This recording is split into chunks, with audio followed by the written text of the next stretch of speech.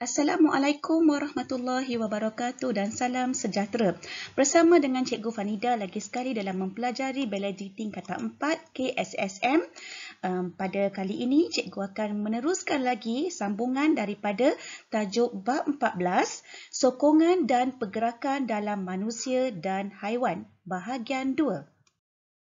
Pada akhir pembelajaran, anak-anak dapat 14.3 mekanisme pergerakan dan gerak alih. Menerangkan mekanisme pergerakan pada lengan manusia, kaki manusia iaitu ketika berjalan. Memerihalkan secara ringkas mekanisme gerak alih haiwan. 14.4 isu kesihatan sistem otot iaitu otot rangka manusia.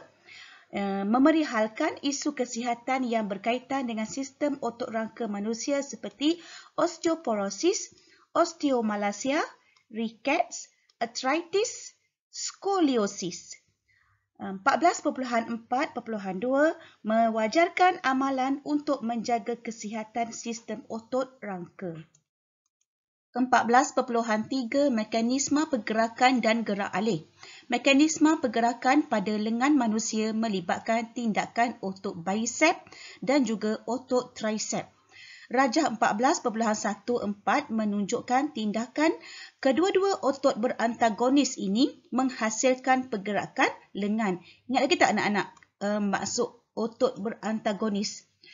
Otot berantagonis ni bermaksud otot bekerjasama secara berpasangan dan bertindak secara berlawanan, iaitu jika salah satu otot mengecut dan otot yang satu lagi akan mengendur, okey, dan sebaliknya. Itulah yang dipanggil sebagai otot berantagonis. Okey, kita lihat pergerakan membengkok lengan sebelah kiri dan sebelah kanan ni pergerakan meluruskan lengan. Kita lihat sama-sama. Okey, apabila otot bicep mengecut, daya tarikan dipindahkan kepada tulang radius. Ingat ya anak-anak, cikgu sebut otot bicep mengecut. Okey, daya tarikan dipindahkan pada tulang radius melalui tendon. Okey, kemudian pada masa yang sama, otot tricep mengendur. Ingat ni sayang. Cikgu sebut tadi bicep mengecut. Pada masa yang sama, tricep mengendur. Okey. Seterusnya, tulang radius ditarik ke atas dan lengan dibengkokkan. Senang je kan? Tulang radius ditarik ke atas dan lengan kita pun dibengkokkan. Jadi kalau soalan tanya, bagaimana pergerakan lengan semasa pergerakan membengkokkan lengan kan? Ini tiga item ni anak-anak kena sebut. Okay? Tricep, bicep mengecut. Bila bicep mengecut, daya tarikan dipindahkan kepada tulang radius melalui tendon. Pada masa yang sama, tricep mengendur. Tadi bicep mengecut. Ni tricep mengendur. Kemudian, tulang radius akan ditarik ke atas dan tangan dibengkokkan. Cikgu nak tunjuk pada anak-anak, ini tulang otot bicep. Ya, ni otot bicep. Ada juga sesetengah soalan, dia suruh kita labelkan otot bicep, yang mana otot bicep, yang mana otot tricep. Dia suruh kita lukis tendon lah, dia suruh kita lukis apa lagi? Yang mana ulna, yang mana radius. Anak-anak kena faham, anak-anak kena ingat ya. Ini tendon. Okey, ini otot tricep. Ini otot tricep mengendur, bicep mengecut. Yang ni humerus, tulang humerus. Okey. Cikgu teruskan dengan pergerakan meluruskan lengan. Okey. Apabila otot tricep mengecut, anak-anak cikgu sebut tricep mengecut. Okey. Daya tarikan dipindahkan kepada tulang ulna. Okey, melalui tendon. Okey, seterusnya pada masa yang sama otot bicep mengendur. Bicep mengendur. Tadi tricep mengecut. Bicep mengendur. Okey, kemudian tulang ulna ditarik ke bawah dan lengan diluruskan. Sama lah juga, tiga item ni kena ada untuk anak-anak membuat penerangan mengenai pergerakan meluruskan lengan. Otot bicep mengecut, otot tricep mengendur. Ini tindakan antagonis. Okey, tindakan otot-otot berantagonis. Kita lihat pula pergerakan kaki. Okay, pergerakan kaki dihasilkan melalui tindakan pasangan otot berantagonis. Okay. Otot bicep femoris ialah otot flexor. Okay, cikgu ulang Otot bicep femoris ialah otot flexor. Manakala otot quadricep femoris ialah otot extensor. Okay, lihat nanti dalam rajah 14.15. Okey, kita lihat tindakan yang pertama. Ini otot betis ya. Ini otot betis. Okey, kemudian otot betis kaki kanan.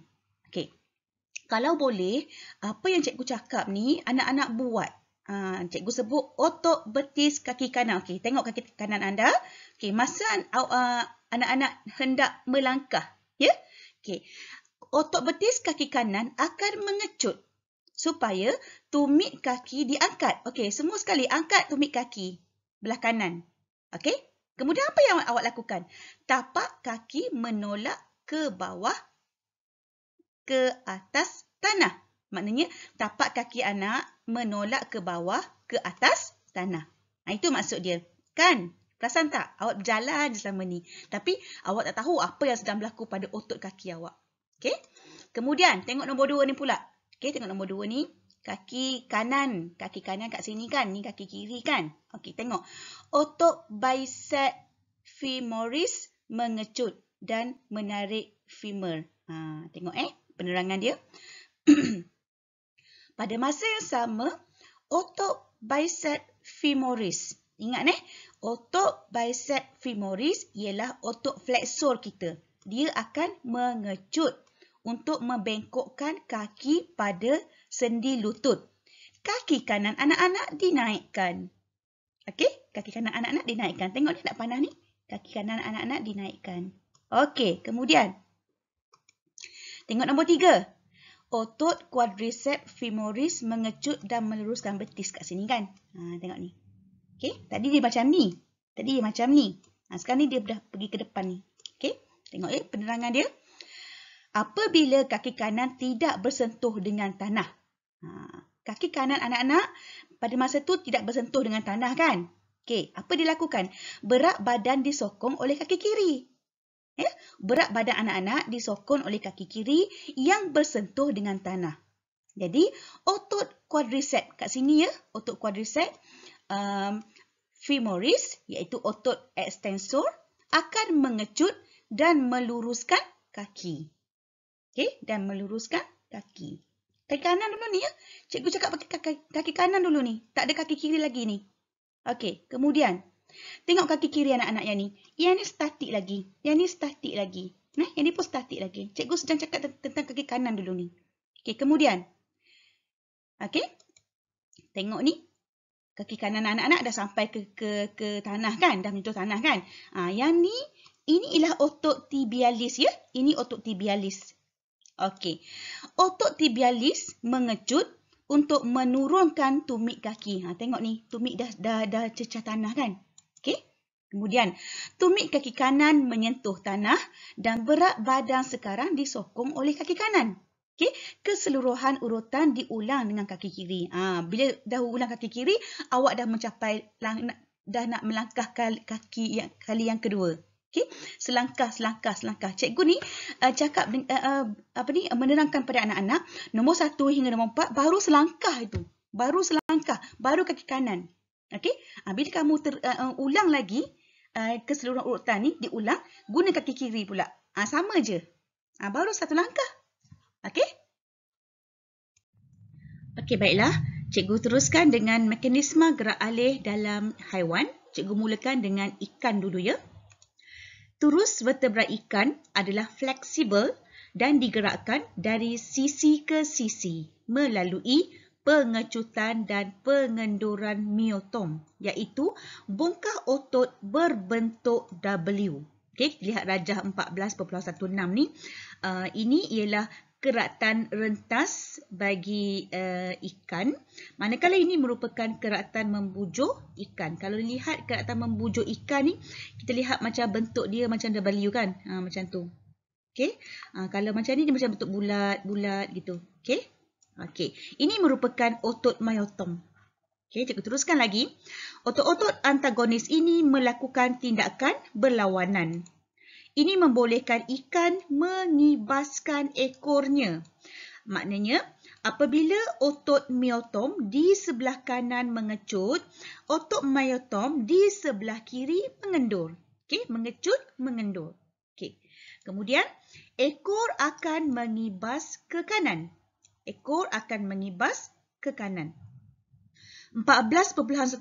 Cuba lihat ayat ni. 14.17. Tengok cikgu tunjuk ni. Ekor mengibas ke kiri, ekor mengibas ke kanan. Kita tengok dulu yang kiri ni. Okey.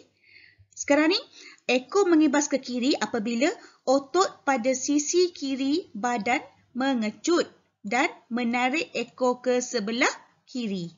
Itu maksudnya. Okey, cikgu teruskan lagi. Sebaliknya, apabila otot myotom di sebelah kiri mengecut, otot myotom kanan akan mengendur dan ekor akan mengibas ke kiri. Tengok gambar rajah ni. Okey. Ekor mengibas ke kanan apabila otot pada sisi kanan badan mengecut dan menarik ekor ke sebelah kanan. Ini ekor mengibas ke sebelah kanan. Okey, cikgu teruskan lagi. Gelombang pengecutan dan pengendoran berlaku secara berselang-seli di sepanjang myotom. Okay.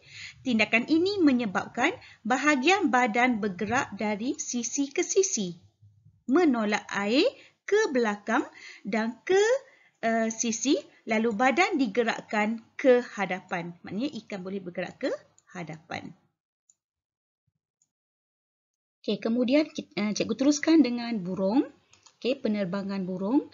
Tindakan otot antagonis yang besar dan kuat pada dada burung membantu burung mengibas sayap ke atas dan ke bawah. Okay, kita lihat apa otot yang cikgu maksudkan tu. Otot antagonis pada dada burung. Okay, kita lihat ya. Mekanisme pergerakan burung ditunjukkan dalam rajah 14.18. Okey, ini dia. Pectoralis major mengecut dan menarik sayap ke bawah. Pectoralis minor mengendur. Sayap diturunkan. Yang mana satu pectoralis major? Yang ni ya, yang warna biru ni. Okey, yang warna biru ni merupakan pectoralis major. Manakala pectoralis minor yang warna merah ni. Okey, yang warna merah ni. Okey. Kemudian kita lihat bahagian kanan ni. Okey, tekanan udara memberi tujah ke atas. Okey, kemudian pectoralis major mengendur, pectoralis minor mengecut dan menarik sayap ke atas. So, sayap burung dinaikkan. Okey, dinaikkan ke atas. Seterusnya kita lihat pergerakan dan gerak alih bagi cacing tanah. Okey. Pengecutan dan pengecutan otot lingkar dan otot membujur. Otot lingkar dan otot membujur secara berselang-seli menghasilkan satu gelombang peristalsis di sepanjang badan cacing tanah. Okay, nanti kita lihat rajah 14.9. Okay, ini merupakan otot membujur. Okay, cuba lihat pattern dia. Dia macam ni kan, dia garis-garis macam ni. Okay, cuba lihat otot lingkar pula. Ni otot lingkar. Okay, pattern dia macam ni kan, corak dia. Macam ni. Okay, nampak tak? Dia otot ni lah yang pengecutan dan pengendoran secara berselang-seli. Okay, dia akan menghasilkan satu gelombang peristalsis. Okay, seterusnya. Okey, rajah 14.20 menunjukkan gerak alih cacing tanah. Sebelum tu, cikgu tunjuk dulu, ini bahagian posterior, manakala ini bahagian anterior. Yang anak-anak nampak seperti kaki ni. Okey, ini kita tak panggil kaki tau, ini panggil kita. Okey, kita. Okey, nombor 1. Otot membujur pada posterior mengecut dan otot lingkar mengendur. Apa yang berlaku? Cacing tanah menjadi pendek dan tebal. Okey. Kemudian, kita di segmen posterior. Okey, kita di segmen posterior di bahagian sinilah di bahagian sini. Okey, mencengkam tanah. Manakala kita di segmen anterior di bahagian sini, okey, dilepaskan. Maknanya di bahagian sini, okey, di bahagian sini kitanya tidak mencengkam tanah. Di sini, okey, di sini kitanya mencengkam tanah. Bahagian sini bahagian posterior ni. Nombor 3. Otot lingkar pada segmen anterior mengecut. Otot lingkar pada segmen anterior mengecut. Otot membujur mengendur. Apa yang berlaku? Cacing tanah menjadi lebih panjang dan kurus. Segmen anterior, iaitu hujung bahagian hadapan tu, memanjang ke hadapan. Dia dah bergeraklah. Okey, nombor 4. Kita di segmen anterior mencengkam tanah. Okey, di bahagian anterior pula, kitanya mencengkam tanah. Manakala kita di segmen posterior pula dilepaskan. Dilepaskan apa? Dilepaskan cengkaman pada tanah tu. Okey, apa yang berlaku? Segmen yang menjadi pendek di posterior ditarik ke hadapan. Macam tu kan? Ditarik ke hadapan. Cikgu teruskan lagi dengan belalang. Iaitu belalang dia boleh melompat kan? Okey, kita lihat dulu.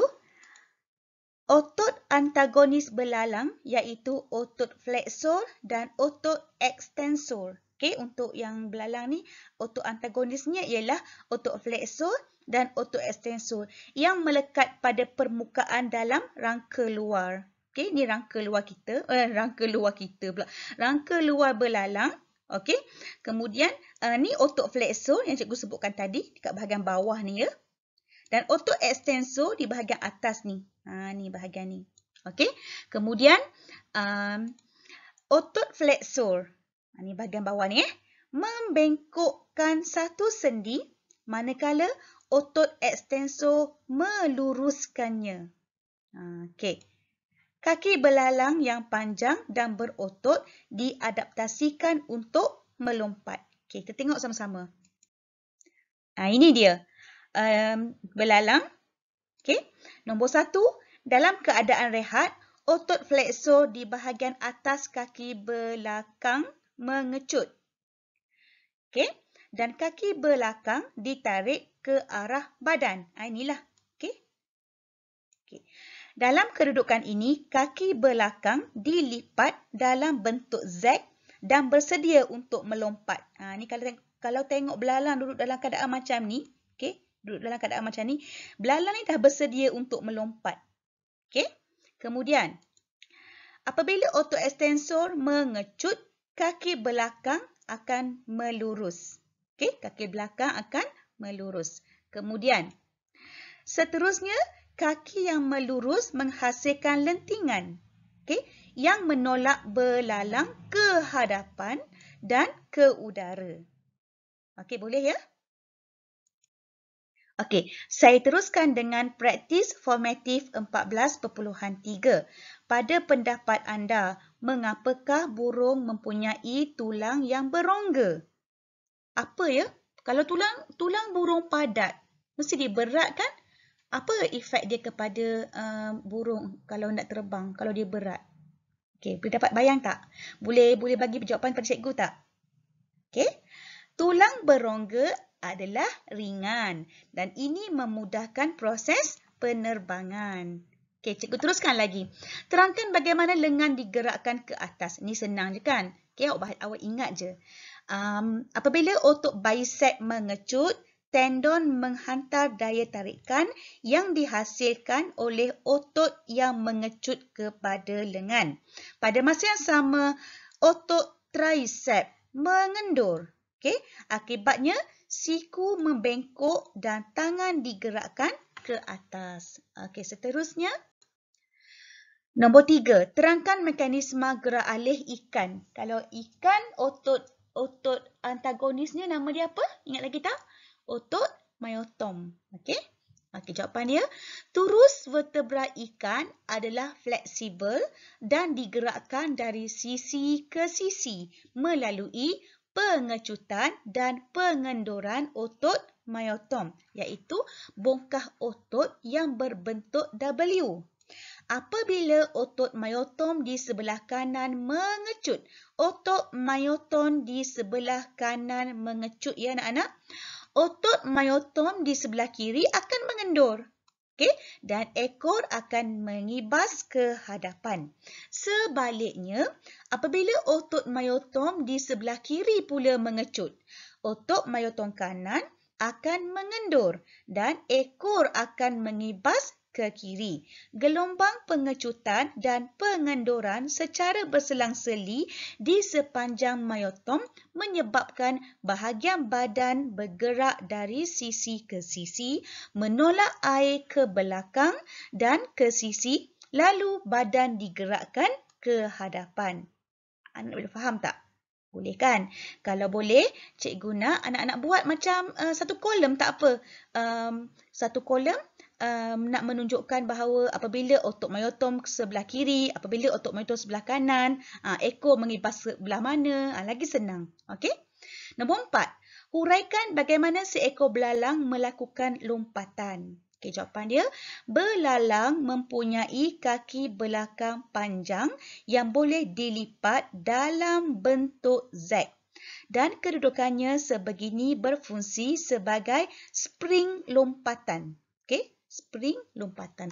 Apabila kaki berada dalam kedudukan Z, okey, otot ekstensor dan otot fleksor berada dalam keadaan mengecut. Okay. Apabila ekstensor pada kaki belakang mengecut dan diluruskan dengan pantas ke arah belakang dan ke bawah tanah, ia memberi belalang satu daya angkat ke atas dan ke hadapan. Okay. Daya angkat ke atas dan ke hadapan yang akan menolak belalang itu ke udara. Seterusnya, 14.4 isu kesihatan sistem otot rangka manusia. Fungsi sistem otot rangka boleh terjejas akibat penyakit seperti osteoporosis, osteomalacia dan arthritis dan satu lagi skoliosis. Okey, kita lihat rajah 14.23 ni. Jisim tulang berkurang mengikut usia seseorang. Ini apabila individu ini dalam keadaan dia masih muda lah. Okey, kemudian dah naik umurnya, dah meningkat usianya. Okey, dia dah nampak bengkok sikit kan? Dah bengkok sikit tulang belakangnya. Kemudian berusia lagi, dia dah bengkok lagi. Yang paling yang last kali dah berusia dalam 70 ataupun 80. Perempuan ini ataupun individu ini dah membengkok macam bongkok gitu kan. Okey. Ini kita panggil jisim atau bukan jisim, kita panggil susut berat ataupun susut ketinggian. Okey, susut ketinggian bagi individu apabila individu tersebut telah meningkat usianya. Okey, cikgu teruskan ya. Osteoporosis, okey, ialah sejenis penyakit yang dicirikan oleh tulang yang lemah dan mudah patah. Perkataan poros ni menunjukkan dia rapuh, lemah, mudah patah. Okey, poros. Osteo ni ialah tulang lah. Okay. Kemudian, apabila seseorang meningkat, kadar kehilangan kalsium daripada tulang lebih tinggi berbanding kadar penyerapan. Maksudnya, kalsium akan berkurang, okay, lebih tinggi berbanding kadar badan seseorang itu yang meningkat usianya, penyerapan kalsium tu. Okay, menyebabkan tulang kehilangan jisim dan kurang tumpat. Okey. Seterusnya, antara faktor penyebab osteoporosis ialah kurang bersenam dan kurang pengambilan kalsium, fosforus dan vitamin D. Okey, kalau anak-anak minum susu untuk mengambil kalsium, okey, daripada susu tersebut, pada usia yang dah meningkat, dah tua dah dikatakan. Okey, ingat ayat cikgu ni. Apabila usia meningkat, kadar kehilangan kalsium daripada tulang lebih tinggi berbanding kadar penyerapan. Awak minum susu semasa kamu dalam usia yang tua, okey, kadar penyerapan kalsium tu rendah. Okey, kalau boleh daripada sekarang awak kena menjaga tulang awak. Okey, menjaga tulang anak-anak supaya tiadalah kalau usia kita masih muda, badan kita akan lebih banyak menyerap kalsium berbanding dengan orang yang meningkat usianya. Okey? Begitu juga dengan bersenam. Kalau tua baru nak bersenam, tak payahlah. Okey? Sekarang kena bersenam. Janganlah bersenam setahun sekali. Bersenamlah secara regularly ataupun maksud cikgu berkala. Maksudnya 3 kali seminggu. Okey? Macam tu. Janganlah sebulan sekali. 2-3 bulan buat lagi sekali bersenam. Kalau orang tanya bersenam tak? Senam bila? Tahun lepas. Tak payah. Tak boleh macam tu. Kalau awak nak menjaga sistem otot rangka awak, kena bersenam. Kena minum susu untuk dapatkan kalsium. Osteoporosis adalah lazim dalam kalangan wanita yang telah putus haid kerana aras hormon estrogen menurun selepas putus haid. Hormon estrogen terlibat dalam metabolisme kalsium yang membantu badan menyerap kalsium dan mengurangkan kehilangan mineral kalsium daripada tulang. Aras estrogen yang rendah akan menyebabkan ketumpatan tulang berkurang akibat kehilangan kalsium daripada tulang. Cuba lihat gambar foto 14.2. Yang A ini menunjukkan tulang normal, manakala B menunjukkan tulang pesakit osteoporosis. Kita lihat di sini, tulang pesakit osteoporosis lebih nipis, lebih rapuh dan lebih berliang. Okey, seterusnya, osteomalacia. Osteomalacia adalah keadaan tulang lembut yang disebabkan oleh kekurangan kalsium, fosforus dan vitamin D. Osteomalacia berlaku dalam kalangan orang dewasa, ya. Khasnya dalam kalangan perempuan hamil. Jika berlaku kepada kanak-kanak, kita kenali sebagai rickets. Okey, sebagai ricket. Ricket menyebabkan tulang kanak-kanak menjadi lembut dan lemah dan boleh mengakibatkan kecacatan tulang. Ini yang normal, sayang. Okey, ini yang normal. Yang ni tulang bagi pesakit ricket. Nampak dia macam bengkok kan? Bengkok macam tu. Okey, cikgu teruskan lagi. Arthritis. Sejenis arthritis yang lazim berlaku dalam kalangan warga tua ialah osteoarthritis. Osteoarthritis disebabkan oleh kekurangan bendale synovial dan kehausan rawan. Tulang rawan haus. Okey, dalam sesetengah sendi. Rawan menjadi nipis dan ligamen memendek serta hilang sebahagian sebahagian daripada kekenyalannya. Maknanya ligamen tu kurang kenyal lagi dah. Okey, sendi seperti sendi lutut akan bengkak. Okey, berasa sakit serta menjadi kurang fleksibel. Arthritis menghadkan aktiviti harian seperti berjalan. Okey, sakit ya kalau sesetengah individu mendapat osteoarthritis ni. Cuba lihat gambar foto ni. Okey, yang ni sendi normal. Okey, yang sebelah B ni, yang bahagian B ni, sendi yang merosot akibat osteoarthritis. Okey, cikgu teruskan lagi. Skoliosis. Skoliosis, bagi pesakit skoliosis, tulang belakangnya membengkok ke sisi dalam bentuk S ataupun C. Ni, tengok ni, macam bentuk C kan? Ni. Sepatutnya dia straight macam ni. Turus vertebra kita straight je, lurus je macam ni. Okey, kalau dia berbengkok macam ni, macam bentuk C ni atau S, apabila dipandang dari belakang, ya.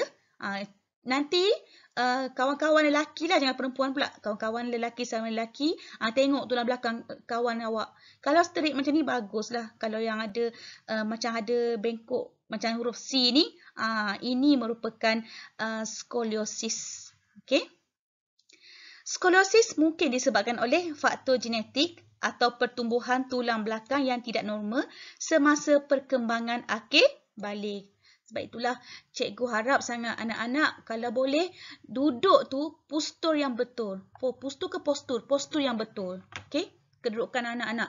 Jangan bengkok, duduk atas kerusi, bengkokkan bengkokkan tulang belakang anak-anak. Kemudian kepala letak atas meja macam tak bermain. Tegakkan awak punya badan tu. Okey?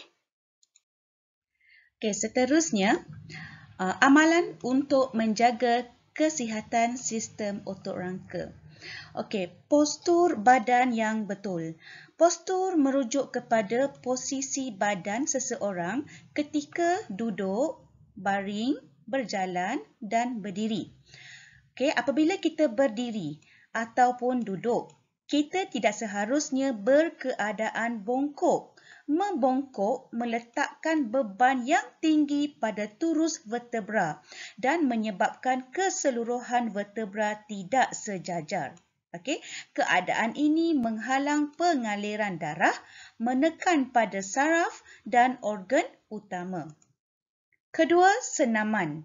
Senaman menguatkan struktur sendi serta menambahkan fleksibiliti otot dan ligamen. Senaman juga boleh membantu meningkatkan kekuatan tulang, meningkatkan mendapan mineral tulang pada orang dewasa dan menghalang osteoporosis pada warga tua. Seterusnya, pakaian yang sesuai. Pakaian mestilah sesuai dan selesa dan tidak terlalu ketat sehingga menyekat aliran darah dan menjejaskan sistem otot rangka. Memakai kasut yang sesuai, bertumit rendah dan berkusen dapat memberi sokongan dan mengelakkan kecederaan pada turus vertebra. Seterusnya, gizi seimbang. Amalkan gizi seimbang terutamanya yang kaya dengan kalsium, contohnya susu. Okay, garam mineral yang mempunyai fosfat, vitamin C dan vitamin D. Okay, vitamin D dapat membantu penyerapan kalsium, manakala vitamin C meningkatkan jisim tulang. Kita lihat rajah 14.26. Okay. Kesan postur badan yang tidak betul semasa menggunakan telefon pintar. Memanglah zaman sekarang ni telefon pintar memang satu keperluan sebab mungkin kita membaca nota pun melalui telefon pintar, tapi bagaimana postur badan yang betul apabila menggunakan ataupun sedang menggunakan telefon pintar, membaca ataupun melihat sesuatu video ke, ataupun anak-anak sekarang ni pun yang sedang melihat video cikgu ni menggunakan telefon pintar, macam mana kedudukan anak-anak? Okey, cuba tengok kat sini. Okey, kesan dia sekiranya anak-anak melihat telefon pintar dalam keadaan macam ni. Ni yang cikgu highlight ni. Okey, nanti cikgu tunjuk pangkah di sini. Okey, kesan dia anak-anak boleh sakit kepala tau. Sakit kepala, sakit bahu dan leher, okey, dan kesukaran untuk bernafas dan sakit tulang belakang. Kalau sekali dua tak apa lagi. Kalau dah lama-lama anak-anak selalu sangat duduk dalam keadaan postur badan yang tak betul, ini akan mengundang kepada apa yang cikgu cakap tadi. Okey. Video cikgu kalau PDPC biasanya dalam 20 minit ke atas. Paling cepat 20 minit. Kalau paling lama dalam 40 minit. Okay? Kalau anak-anak tengok video PDPC cikgu, contohnya lah video PDPC. Okay? Dalam keadaan yang macam ni. Memang anak-anak sakit kepala. Kemudian sakit bahu, sakit leher. Kemudian sakit tulang belakang. Okay? Ini cara yang betul. Okay? Kenapa cikgu cakap ini cara yang betul? Kita tengok tulang belakang dia di sini. Okey? Tak nampak sebab dia pakai baju. Apa ni? Okey? Tengok, bayangkan cukuplah. Okey? Ini tulang belakang dia ni tidak membongkok atau tidak membengkok. Okey? Kalau macam ni kita lihat dia membengkok macam ni, kan? Ini postur yang betul. Salah. Betul. Okey? Okey anak-anak, kita teruskan dengan praktis formatif 14.4. Cerangkan dua cara untuk menjaga sistem otot rangka. Jawapannya ialah mengambil gizi seimbang dan mengamalkan postur yang betul. Yang kedua, sebagai seorang doktor, terangkan cara-cara untuk membantu pesakit skoliosis menjalani kehidupan harian yang normal. Okay, cikgu bagi 3 cara, iaitu bagi kes skoliosis ringan, pemerhatian berkala akan dibuat oleh doktor sehingga tahap kematangan tulang hampir sempurna. Kedua, peralatan khas untuk menyokong tulang belakang ataupun kita panggil bracing. Ketiga, melalui pembedahan. Okey, soalan seterusnya, nombor 3.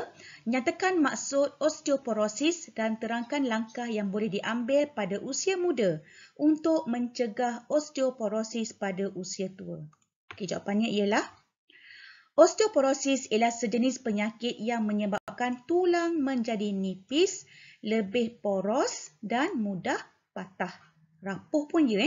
Okey, kedua, osteoporosis boleh dicegah dengan pengambilan kalsium, fosforus dan vitamin D. Okey, soalan ketiga. Soalan keempat, terangkan 3 amalan untuk menjaga kesihatan sistem otot rangka. Untuk menjaga sistem otot rangka kita ataupun kita harus memakai pakaian sesuai. Ada 4 tadi kan. Melakukan senaman dan juga mengamalkan postur badan yang betul. Satu lagi mengamalkan makan gizi yang seimbang kan. Okey, makan makanan yang berkhasiat. Itu pun juga merupakan amalan untuk menjaga kesihatan sistem otot rangka. Okey, rumusan daripada bab 14 iaitu sokongan dan pergerakan dalam badan manusia. Cikgu telah mengupas tentang jenis-jenis rangka, okey, sistem otot rangka, mekanisme pergerakan dan gerak balas dan juga isu kesihatan. Berkenaan dengan jenis rangka, cikgu telah membincangkan tentang rangka hidrostatik, rangka luar dan rangka dalam. Seterusnya, berkenaan dengan rangka appendage, cikgu telah bincang berkenaan dengan lengkung pektoral, lengkung pelvis, tulang kaki dan juga tulang lengan. Seterusnya, untuk jenis sendi, cikgu ada membincangkan tentang sendi tidak bergerak, sendi bergerak sedikit dan sendi bebas bergerak. Okey, untuk sistem otot rangka manusia, cikgu telah bincang berkenaan dengan rangka paksi. Okey, rangka paksi terdiri daripada tengkorak, turus vertebra, tulang rusuk dan juga sternum. Okey, kemudian struktur sendi iaitu tulang rawan, otot rangka, tendon, ligamen, membran synovial dan juga bendalis synovial. Okey, seterusnya mekanisme pergerakan dan gerak alih. Cikgu telah bincang berkenaan dengan mekanisme pergerakan lengan manusia.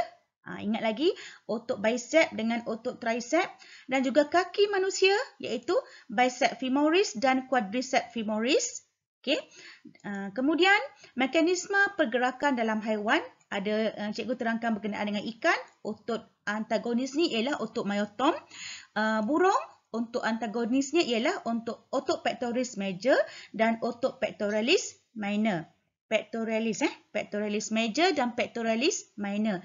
Ketiga cacing tanah, otot antagonis ni ialah otot lingkar dan otot membujur.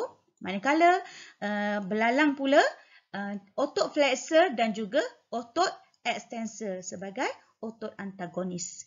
Okey, seterusnya cikgu bincang berkenaan dengan isu kesihatan. Okey, cikgu telah membincangkan tentang osteoporosis, okey, riket, skoliosis, osteomalacia dan juga arthritis. Okey, kemudian amalan menjaga sistem otot rangka, anak-anak perlulah bersenam, okey, mengamalkan gizi yang seimbang, okey, postur badan yang betul serta pakaian, okey, dan kasut yang sesuai. Okey, berakhir sudah bab 14 yang telah cikgu buat bahagian 1 dan bahagian 2. Anak-anak jangan lupa menonton ya. Okey, jumpa lagi insya-Allah Cikgu sudahi dengan Assalamualaikum warahmatullahi wabarakatuh dan terima kasih.